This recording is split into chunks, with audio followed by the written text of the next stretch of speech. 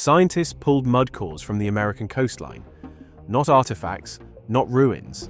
Mud. Layers of compacted sediment, untouched for centuries. Inside that mud, they found DNA fragments that shouldn't exist there. Genetic markers are loosely associated with the Mediterranean, in layers dated to before Columbus ever sailed. If that signal is real, it suggests Europeans may have reached the Americas more than 1,000 years earlier than we thought. But here's the twist. DNA can lie, and the biggest mistake people make is assuming DNA equals proof. So did Roman ships reach America long before Columbus? The headlines say yes, the evidence says slow down. And the truth lives in that gap. For centuries, the story of the Americas seemed settled. Indigenous civilizations flourished independently for thousands of years. Then, in the late 15th century, Europeans arrived, violently, decisively, and changed everything. That timeline felt firm, comfortably complete. Then science complicated it. First came whispers. Roman coins reportedly found in American soil. Then claims of amphorae pulled from coastal waters. And finally, the most provocative claim of all, ancient DNA. Each discovery alone was questionable. Together, they hinted at something unsettling. But before we jump to conclusions, there's something crucial we need to understand. Because this is the moment where curiosity either becomes discovery or collapses into myth. At its height in the 2nd century CE, the Roman Empire stretched across 3 continents, from North Africa to Britain, from Spain to the Near East. Roman engineers built roads that still shape Europe today. Their ports handled vast trade networks. Their merchant ships crossed the Mediterranean with confidence and precision. Roman sailors followed Atlantic coastlines. They reached the British Isles. They likely traded as far south as West Africa. The technology existed. Sturdy hulls, complex sail rigs, navigation based on stars, winds, and currents. But here's the critical distinction. Coastal travel is not oceanic exploration.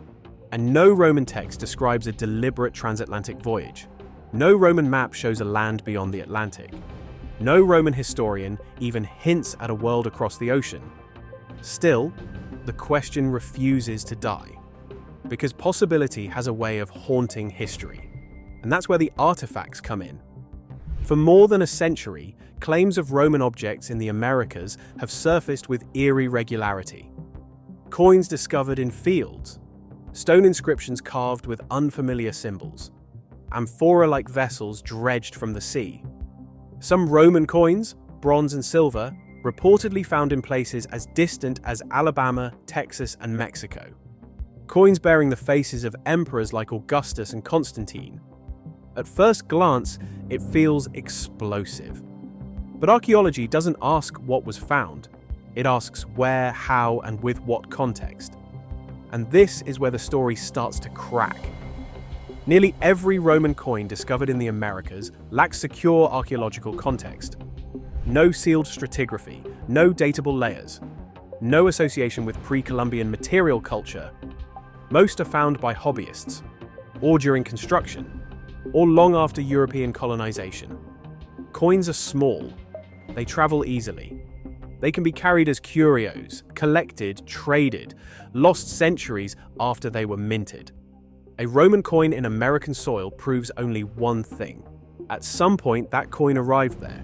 Not when, not how, and certainly not why. The same problem plagues the amphorae. Many turn out to be natural rock formations, or misidentified ceramics, or modern debris. A few remain ambiguous, but ambiguity is not confirmation. And just when the artifact story begins to lose momentum, DNA enters the conversation. In the last 2 decades, ancient DNA has transformed archaeology. It confirmed Viking presence in North America. It traced prehistoric migrations across Eurasia. It revealed population movements invisible to artifacts alone. DNA feels definitive, scientific, unarguable. So, when researchers began reporting faint Mediterranean genetic signals in ancient American remains, attention exploded. Headlines spread fast. Social media spread faster. Romans in America. But this is where excitement begins to outrun evidence, because DNA is powerful and DNA is dangerous. Ancient DNA does not come back as a clean genetic blueprint. It comes back fragmented, degraded, incomplete. Time breaks DNA into tiny pieces, and those pieces are vulnerable. A single modern skin cell can contaminate a 2,000-year-old sample. Laboratory reagents can introduce foreign sequences. Airborne particles can alter results. And more importantly, genetic similarity does not equal direct contact. Many genetic markers associated with southern Europe today originated tens of thousands of years ago, long before Rome existed. They spread through ancient migrations, through shared Eurasian ancestry, through pathways that have nothing to do with Roman ships. So, when a faint Mediterranean-like signal appears in ancient American samples, multiple explanations exist. Deep prehistoric migration across Beringia, shared ancient ancestry, post-Columbian contamination, laboratory error, or, theoretically, pre-Columbian transoceanic contact. DNA alone cannot tell us which, and that's the part often left out of the headlines.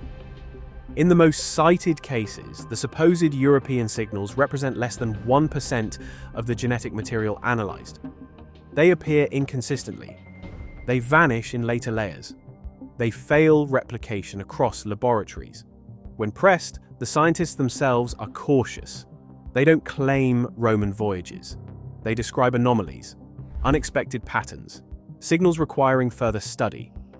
The leap from unexpected genetic data to Romans reached America is not made by the science.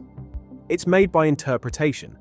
And this is where the conflict sharpens: public excitement versus scientific restraint. So let's ask the uncomfortable question. Could Romans have crossed the Atlantic at all? Critics argue Roman ships weren't built for it. They were designed for Mediterranean predictability, not Atlantic chaos. But oceans don't care about intent. Storm-driven vessels can drift. Currents can carry ships westward. Accidents happen. Modern recreations have crossed the Atlantic in far simpler boats: papyrus rafts, leather curraghs, open vessels with no engines. So could a Roman ship, once by accident, make it across? Possibly. Return? Almost impossible. But almost is not never. And history doesn't run on impossibility, it runs on evidence. Which brings us to the gold standard. At Lens-aux-Meadows in Newfoundland, Viking presence is undeniable. Clearly Norse buildings, ironworking debris, radiocarbon dates, tree ring dating tied to a known solar storm. Artifacts match Scandinavian technology precisely. This is what confirmation looks like. For Romans in America, no settlements, no burials, no tools, no inscriptions in secure context, no shipwrecks, no consistent genetic signature. Not one benchmark met. Extraordinary claims don't require extraordinary belief. They require extraordinary proof. So, why does the theory endure? Because it's seductive. Romans in America feels like a hidden chapter, a secret connection between worlds, a story waiting to be uncovered. And DNA feels authoritative. Numbers feel objective, but data without context can mislead as easily as folklore. Curiosity drives discovery. Skepticism protects truth. Both are essential. And here's the part most people miss. Modern archaeology isn't closing the door.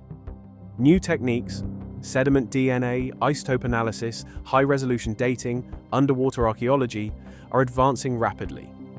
Coastlines once thought empty are being re-examined.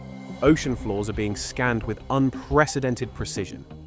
If a Roman wreck exists, it may be buried under sand right now. If evidence is there, it won't stay hidden forever. But until then, possibility is not proof. Capability is not confirmation. And history is not rewritten by what we want to find. It's rewritten by what survives scrutiny. So, did ancient DNA prove Romans reached America? No. What it proved is something more important. That the past is complex, that our tools are imperfect, and that certainty is fragile. Romans in America remains an intriguing hypothesis, a story at the edge of plausibility. waiting not for belief, but for evidence. And somewhere beneath the Atlantic, history may still be holding its breath. So, what do you think? Coincidence, contamination, or contact? Let us know in the comments. But bring evidence, not assumptions. And if you want more history where curiosity meets skepticism, subscribe.